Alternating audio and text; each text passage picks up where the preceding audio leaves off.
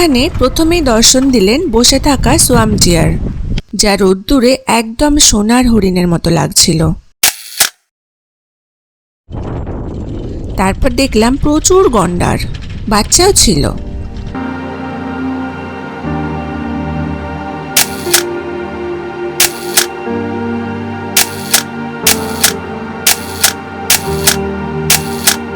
হাতিও দেখলাম, মা বাচ্চা একসাথে। এখানে ওয়াটার বাফেলো ঘাস খেতে খেতে হঠাৎ হেলে দুলে রাস্তা পার হয়ে গেল।